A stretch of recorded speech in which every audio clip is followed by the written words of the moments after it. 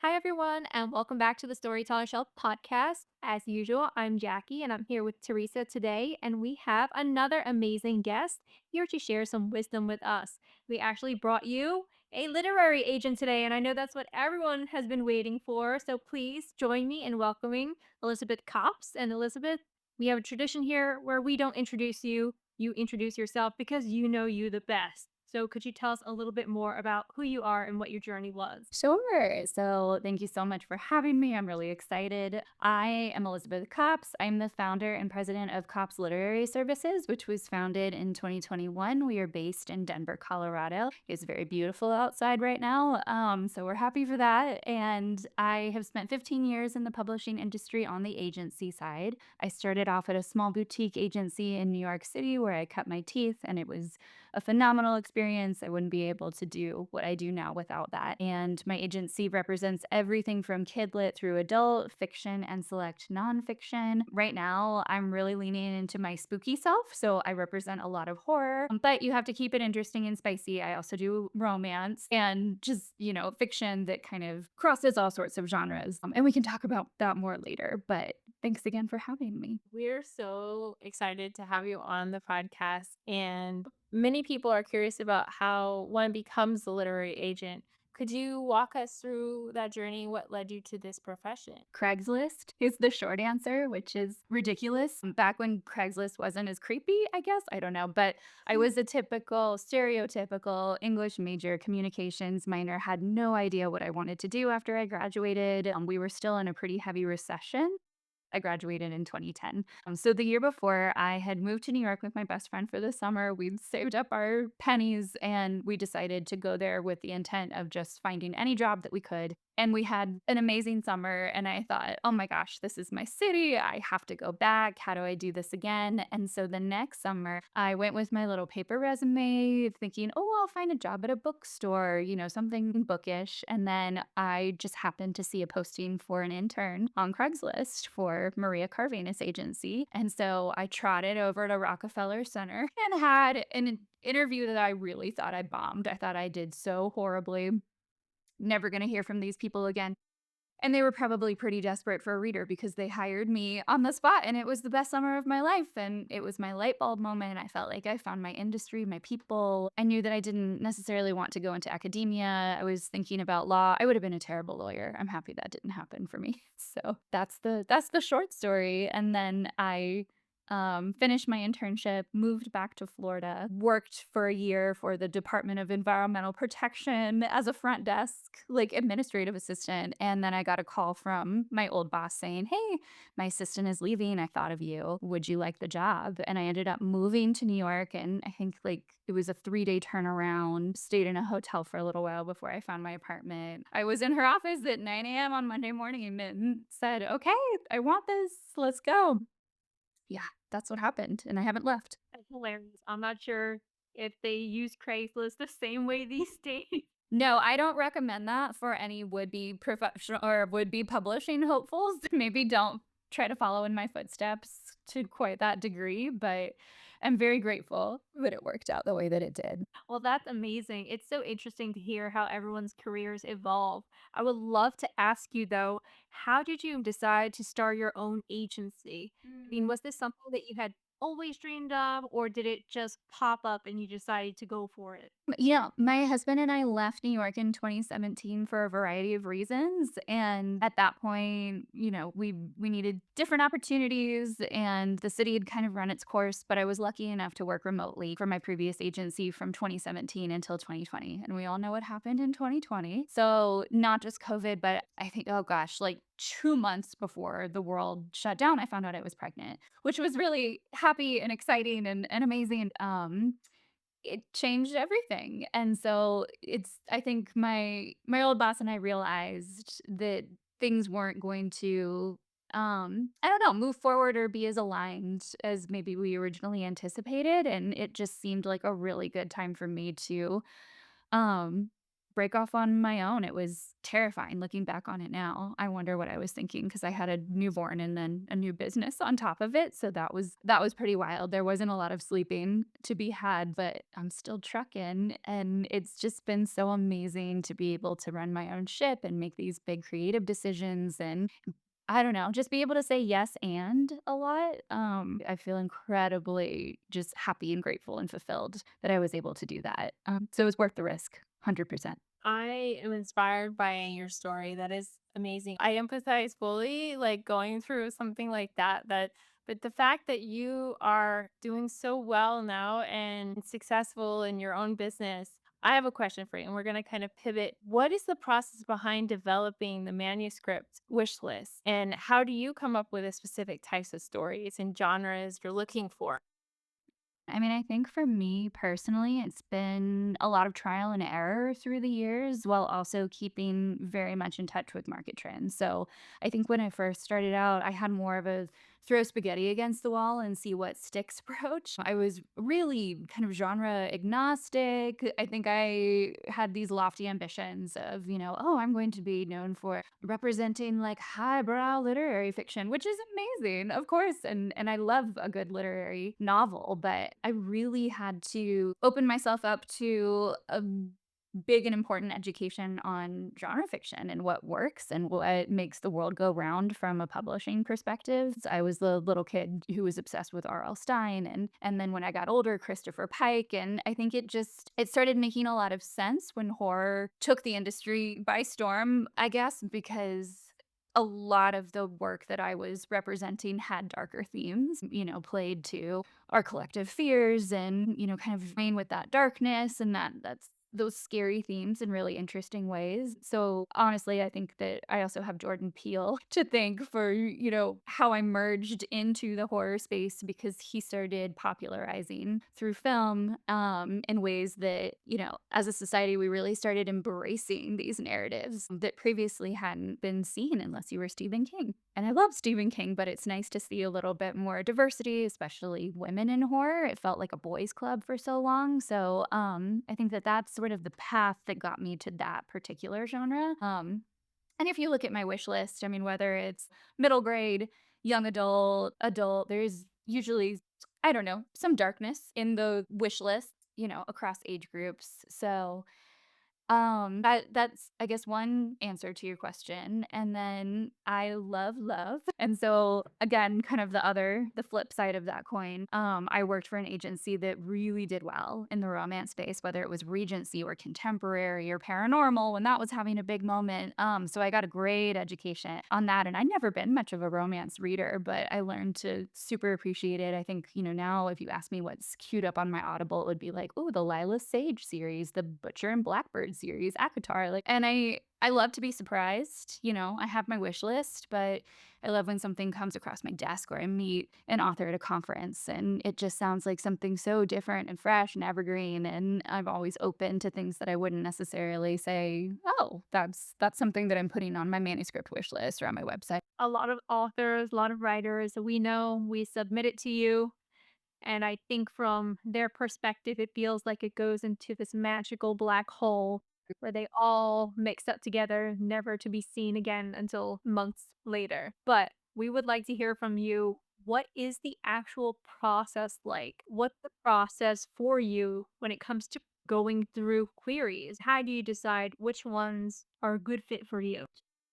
That is a great question, and I know that this industry is not transparent, and that's really hard, especially because writing is a very lonely business. So on top of that, to not know what's going on behind the scenes is very difficult. And I'm sorry for that, truly. So I use Query Manager for my agency. Many agencies do these days. It keeps the process very streamlined. And so every agency has a different system, a little bit of a different setup in how they review submissions. But in terms of COPS literary services, all three of the acquiring agents with CLS do use, well, it's called Query query manager on our end, I believe query tracker on the author's end. And at first, when I opened up the agency, I just had it open all of the time and I was getting so many submissions that I was absolutely drowning and I couldn't keep track. So, as of this January, I shifted my system. So, I'm only open the first week of every month. So, my most recent sub period was March 1st through 7th. So, I'll be closed again until April 1st. But after,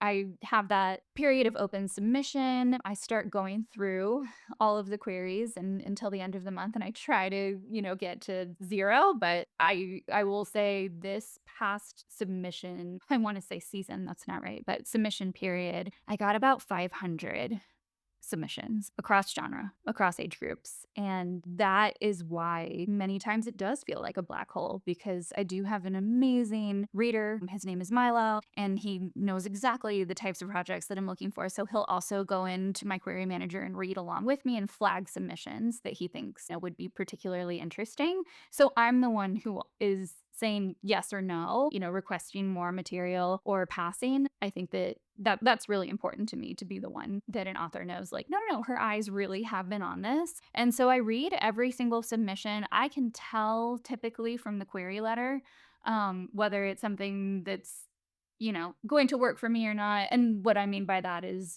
work for me in terms of requesting more material. So, like the first 50 pages or the full manuscript. But there are definitely cases where I'm like, oh, this concept sounds really intriguing, but I don't know. Maybe it's kind of a tough sell, or it could be a variety of reasons. But then I'll look at the sample pages. So if the query letter is really strong and that mirrors, the voice and the strength of the narrative that they're sending in the sample, which for me is the first 20 pages, then I'll request more. But I do look at everything. It just does take me a while, unfortunately, because of the volume. But I think for me, I'm looking for characters that I can't stop thinking about. So sometimes we have a flagging system in Query Manager. So I don't like to make snap decisions. I will have my little like maybe flag or like a color system. And so if it's something that I'm on the fence about, if I sleep on it and I'm still thinking about those characters the next day, or the story, or just something about the submission, I know that there's something there. And I'll go back and request more material. Maybe it'll take me more than a day, but that is my yardstick. It's like, well, okay, if you have characters that grab me, I think voice is always one of the most important things for me. That if you captivate me with a good, strong voice, maybe it's really funny, maybe it's really dark, maybe it's, just quirky, intriguing, like there's just something about it that won't let me go. I think that's my number one. And then if I know that it's a story that has a lot of like potential marketability and I can see where it would sit on a bookshelf next to other things that have done really well but stand on its own, then it's like that's the magic sauce. That's awesome. And that actually kind of that actually goes into a question that I have. Like a did does it depend when you're submitting on whether the manuscript is for a middle grade picture book or a young adult? For example, if you have a picture book, do you submit the whole manuscript or how does that work? So I'm actually not doing picture books right now, but typically, yes, it would be the full manuscript just because it's so short. It's probably what, like 5 to 10 pages max. 10 is probably on the very high side. I don't know what I said that, but anyway, you get it. You're a picture book author. So, yeah, I mean, typically it would be the full manuscript. And then it depends if it's an author illustrator duo. If you have some illustration samples, that could be really helpful. But yeah, I mean, picture books are a completely different territory when you're submitting. It's more of a full package rather than here's a nitty bitty sample of my 90,000 word manuscript. What are the essential ingredients, so to speak, for a successful query letter? What goes in a good query letter?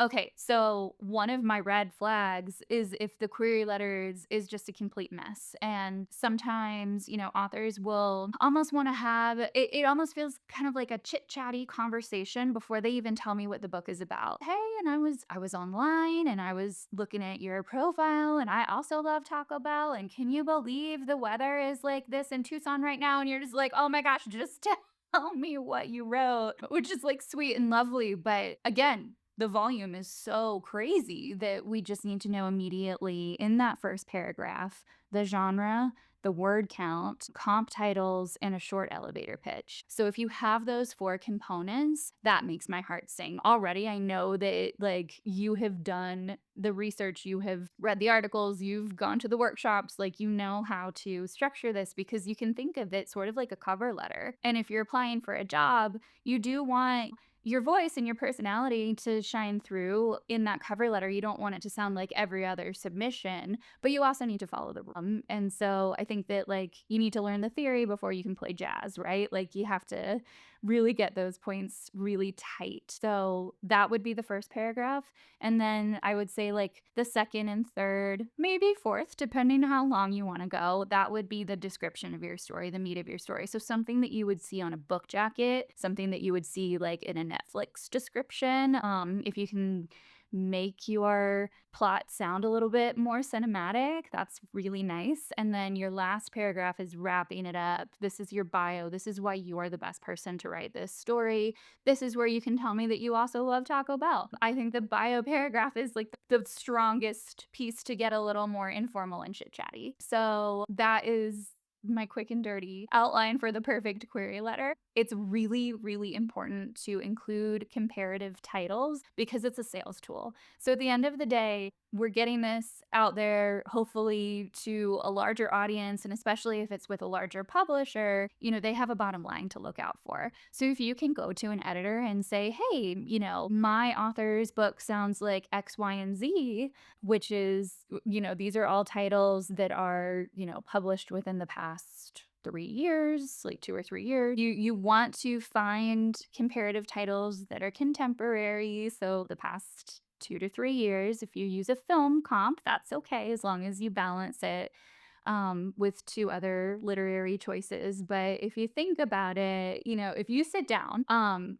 you queue up your Netflix and you're not really sure what you want to watch, but it has the recommended for you section, you know, on mine, it's probably going to be a lot of rom-coms because I love it, or like Regency, you know, romance period pieces, or like Bridgerton, or, you know, whatever, look both ways. And Netflix is so smart about their algorithm. We see you, we get you, we know what kind of viewer you are. So we want to do the same thing for readers. If publisher A, it's an imprint that really focuses hard on romance titles, we want to make sure that we are saying to them, hey, this book is going to fit really nicely into your catalog and really nicely onto a shelf at Barnes and Noble. So you will be able to appeal to your current readers and they will become new fans of this author that I'm bringing to you. So if an agent can show that, that makes everyone's job easier. And if an author can come to an agent and say, hey, I understand the market and I know where my book should sit on a shelf and I want to be a good business partner to you, that I know more than just the creative elements of this process, that puts you at a different level. Really interesting because I just want to point out from my experience, I have not queried many agents. I've mostly queried small publishers. I'll try to change that for 2025. A lot of small publishers that I've spoken to, they tend to look for a marketing summary somewhere in the pitch. And I noticed that really something you said, more of just know where you stand. So you don't have to go really on a huge research trip and make a dissertation. You just have to know firmly where your work would be placed so that it's in the correct context. Does that sound right? In fiction, yes, absolutely. Nonfiction, it's a bit of a different ballgame because you're creating a proposal. So you have a whole marketing section of here's my platform, here are people who would support me in this, you know, story if it got out to a wider audience. So yeah, I mean, but for fiction, 100% correct. This is really great because like I said, I've already written and published my self-published book, but I'm in the process of querying. Promise not to put Taco Bell in there, okay? And my life story. I think that it's important to cast your net widely, you know, be intentional about who you're submitting to, make sure that what you're writing actually does fit the wish list. But it's such a numbers game. And it's the same for me when I submit to publishers. I mean, I've built a lot of relationships with editors and publishers over the years, but it's never a guarantee. So I submit very widely, you know, small, medium, and large imprints because you just never never know, but it only takes one yes, and that can be life changing. So it's something that I tell myself when I'm in the submission trenches for one of my authors, and it feels like I'll never get the yes. And it's like, no, no, no, girl, light your Dolly Parton votive. Like, it's gonna be okay. It just takes one. And sometimes the timeline is not linear, and you might not get the yes that you want on the project that you're currently submitting, but if you're cooking up something else and you're really excited about a new idea, maybe that's going to be the one, and you shelve project A, for a little while, and who knows, once you start working with an agent, if they'll just say, "Oh my god, give me your whole, catalog. Let's see what we can do here." So, I think it's important to be just like mentally and emotionally nimble and flexible in all of this, and know that as much as it feels personal, it's really not. It's just about finding the right fit and, tenacity. I think we all have to be very tenacious people to work in this industry. Yeah. Thick skin, basically, is what you're trying to Yeah, thick say, skin, but right? also like to lean into that creative joy because the world is really hard right now. I mean, I guess the world is always hard, but right now it feels particularly difficult. And if we can't find, I don't know, just the meaning and joy and heart of what we do here, then it doesn't mean anything. Like, a publishing deal doesn't mean anything if your words and your work aren't sparking something deeply joyful inside of you. And that's why we should all be in this business, because most of the time it's not going to pay the bills fully. People really don't go into publishing thinking that we're going to be making six figures all the time. So, I think making sure that you retain the heart of what you're doing and lean into that intentionally and joyfully, then we're doing something right here. I love that. I think that should be like a motto that you carry throughout when you're writing, is that you have to lean into that creative side. Of course, obviously, like you said, and I completely agree with you that never take it personally, because it's only in a sense of growing as a person. When you're trying to be creative, you are gonna have to overcome that, and I fully endorse what you're saying. So if you get that yes, and obviously it's exciting. So what's the next process after you accept to represent an author? Could you walk us through that? Yeah, so I mean, for all of you authors, just make sure to do your due diligence. And that can be everything from, hey, is the agent willing to share the boilerplate of their agency agreement with you before asking you to sign it? Are they willing to connect you to current clients so you can talk through how this agent works? Because it's all well and good to hear an agent tell you, but it's really nice to be able to talk to clients who can confirm that. And also, look at what deals they've done recently on Publishers Marketplace, and if they have a social media presence, make sure that there's nothing problematic there, or just do a quick Google search and make sure that people haven't reported really negative experiences. And when I offer representation to an author, I set up a call and tell them all the reasons why I'm madly in love with their book and why I think that they should choose me. And then if they have other agencies interested, the typical turnaround is saying, "Oh, okay, well, I'm going to give the considering agencies a 2-week courtesy to respond. And then if another offer comes in, then the author has the opportunity to consider that, really weigh which one is right for them. And then at the end of that 2 weeks, if they say, "Hey, Elizabeth, I've thought it through. I've done my due diligence. I really want to work with Cops Literary." Then I send them the agency agreement for signature. Another great thing is if your agent is part of the Association of American Literary Agents, AALA, that's a green flag. We are all held to the same standard of ethics. So make sure that an agent is not charging any reading fees. Make sure that they're only charging a 15% commission on domestic deals. That's how we get paid. It's typically a 20% on film and television or working with a sub agent, whether it's for foreign rights or something like that. So I send the agency agreement. They ask me any questions if they have them. They sign it, and then I would say I'm an editorial agent. So many times, if I work with an author, I'll say, "Hey, before we put this on sub to editors at different publishing houses, I think that it would benefit the manuscript if we changed X, Y, and Z things." So maybe I see there's a big plot hole somewhere in the middle, or maybe it's a character whose motivations I don't quite understand or something that feels a little bit problematic to the story. So we'll do a round or two of edits. While we're doing that, I put together my submission list. I usually do between 10 and 15 editors per round, small, medium, and large size houses. And then I put together my little pitch letter, which is basically a query to an editor, and I get it out there and light the dolly votive again and hope for the best. Sometimes, I mean, you just never know. Sometimes you can get a really quick response. I've sold something in a week. I've sold something in a year plus. Like it just would that I had a crystal ball. But then I asked my author, how do you want me to relay feedback to you? Do you want it all in a clump? Do you want me to forward things as they come in? Everybody's a little different. And then we just wait and hope that we get that yes while I send occasional follow ups. And then when the yes comes in, I help negotiate that deal. So I try to get the advance a little bit higher or make sure that, the terms are as author friendly and desirable and fair as possible. And if everyone can walk away from that negotiation satisfied, then I've done my job.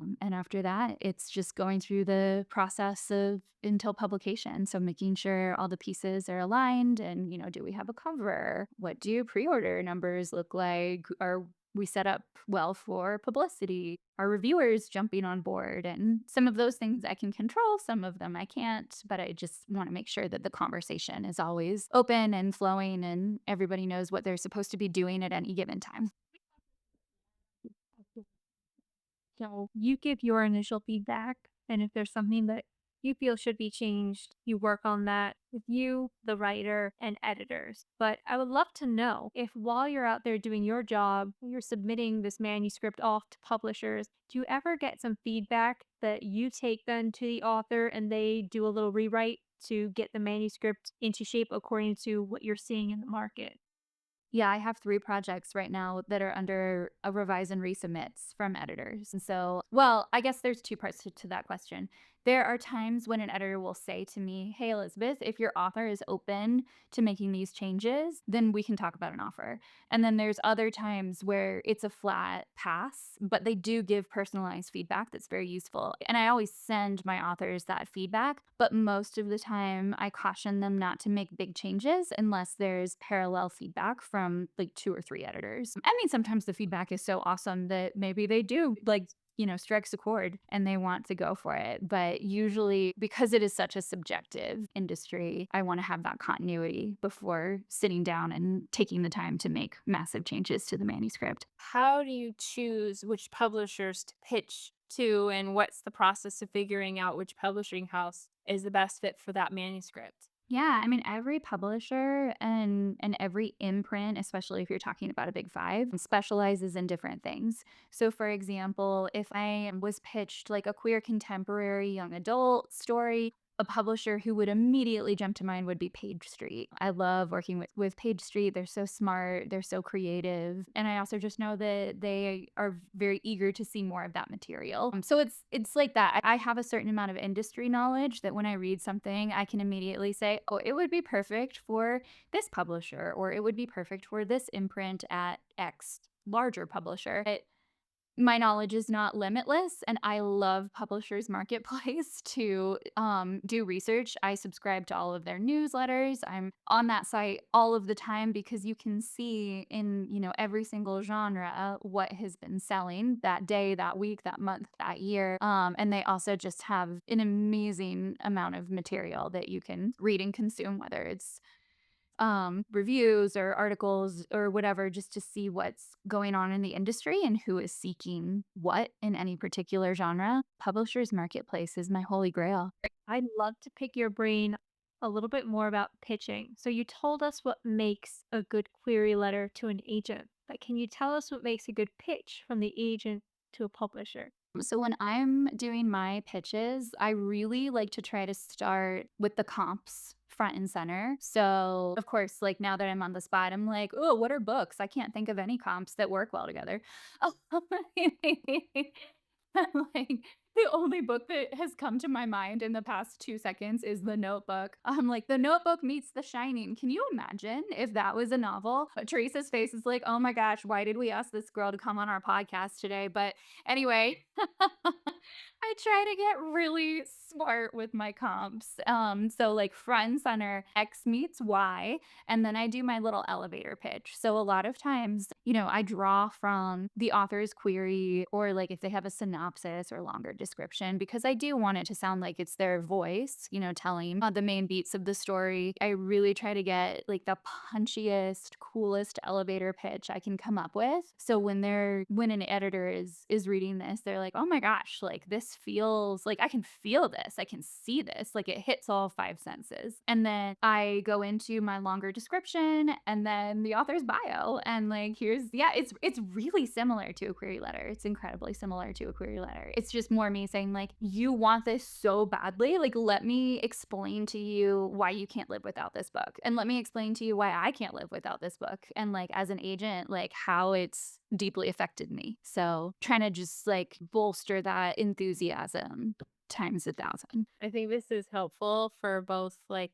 if you're just starting the querying process as an author, and then if you're going into, oh, how does this work? And what is the timeline? I mean, obviously, you're still looking through, like, you just went through 500 queries, which I'm going, oh my gosh, how do you do it? That's amazing. That's like the stamina. You've got to have like coffee like every day or something like that. Yeah, I should I start think that's injecting it awesome. directly into my eyeballs. And like to be fair, I still have a lot of outstanding. Need a coffee that fuels your day and honors your grit?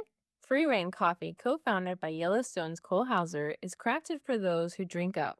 Buckle down with blends like American Dirt, Dark Roast, and Homestead. Medium Roast, each copy is tribute to the hardworking spirit of the American West. Plus, with their Buy a Bag, Give a Cup initiative, every purchase supports those who serve our communities. Ready to fuel your journey? Visit our link tree to explore Free Reign Coffee. Doing submissions. So, I mean, I work 7 days a week mostly. My schedule can be kind of all over the place because I was telling y'all earlier, I have a 4-year-old who needs a lot of attention and mental bandwidth. And so sometimes I'll get up like super early in the morning, or I'll just like be reading through queries until midnight or something just to make sure that I can get those pockets of time, because during my workday, I'm all up in my author's business and trying to make sure that everything is flowing as it should and taking meetings. And so I really don't have time to read submissions during like the normal 9 to 5. So that's weekends and nights for the most part. I completely empathize with you. If you, I know you've mentioned, and thank goodness for that, about pitches, but if you could think of a great pitch that comes to mind, let's say 30 seconds to convince a publisher to take a look at a manuscript, what would that sound like? Ooh, it's a good question. What if we have a book about a little girl who has a pet turtle and they go to different countries to find different flavors of hot sauce. So it's very culture driven, but food oriented and fun. Gulliver's Travels. Don't use that because it's not contemporary. Meets Hot Ones. This is why I'm on this side of the desk. Yeah. So yeah, if I had more time, I would definitely switch up those comps, but for the purpose of this exercise, like in my pitch, yeah, Gulliver's Travels meets Hot Ones. And you would have that one line elevator pitch about Stella and her best turtle friend, Shallington, who travel the world having grand culinary adventures. It's really helpful to see your thinking process. I know it can feel a little nerve wracking because we're making up a book that you've never heard before, but to hear you say it in action really does translate well into learning, because people are not always thinking as authors, is my book X meets Y. They're thinking, this is my passion project. This comes from my life, or maybe something my children have experienced, or something that I thought was funny. Dot, dot, dot. Right? I had this conversation, not that I'm an expert at anything, but we said, nobody should go out there saying it's a book like C.S. Lewis's book. Like, Right. we're Well, yeah. I mean, you have to be really careful in that you're not choosing to be something, or it's careful. so just like part of the literary canon in a way that everyone would be like, "Wait, what?" Or just such a like best-selling, like New York Times best-selling book that it just feels almost silly. Like nobody's gonna say I'm the next J.K. Rowling. I think that it is a fine line, to walk, picking comparative titles that are common enough that people will know what you're talking about.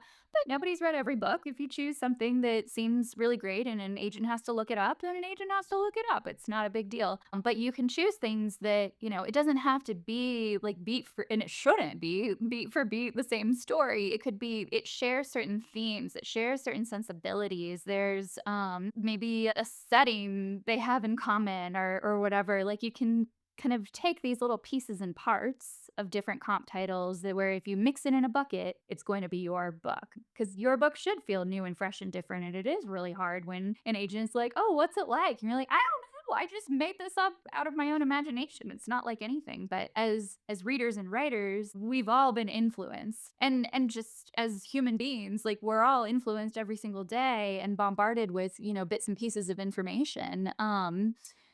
Last question for you, Elizabeth, is as an agent, you work very closely, we've established, with authors and publishers. So, what advice would you give to aspiring authors and illustrators and those working in Kidlit who want to get their foot in the door? I think first of all, be authentic. Be your authentic self. I know that sounds cheesy, but because this is an industry of relationship building.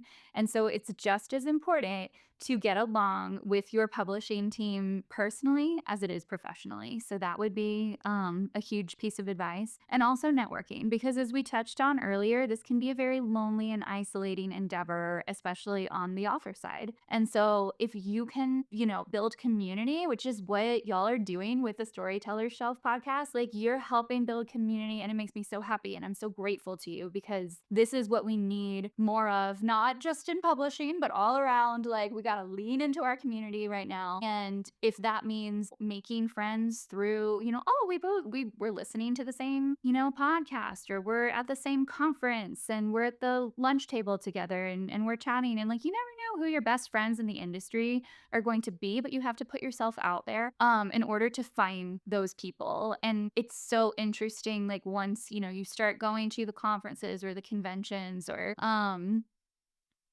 having these moments of interpersonal connection where those connections will lead. Maybe you'll meet someone who will introduce you to your agent. Meet your best friend and like the future godmother to your child. You just like it's really wild. It really is wild. I've made some of my best friends through this industry and it just like I don't know, it makes me misty-eyed. Like it really is special. It's an incredible group of people in every genre has its own vibe. And it's really fun to see everyone just cheerleading and supporting each other. And if we lift one another up from every level of this industry, then that's when important books get made. Yeah. I am so appreciative of this conversation. I have to say that because I have learned so much already, and all this stuff is just pure gold wisdom. So I'm so very glad. thankful for Thank you. you. Oh, I mean, you two are such a breath of fresh air, and I've loved chatting with you. And yeah, I'm going to be rooting for you. I will light Dolly in your honor. You're going to do great. Like Teresa said, you kind of give us all the secret insights that everyone is always curious about. So we really appreciate you and we want to thank you on behalf of particularly the emerging community, all the new authors, aspiring illustrators. We know they took a lot away from this. So if you're still tuned in now, we thank you guys for listening, storytellers. Please, if you can, give us a like and a subscribe. But most importantly, go to our website, click on episodic calendar page and find Elizabeth's name. You can click on that and see where you can find her on the internet and support her. But thank you so much.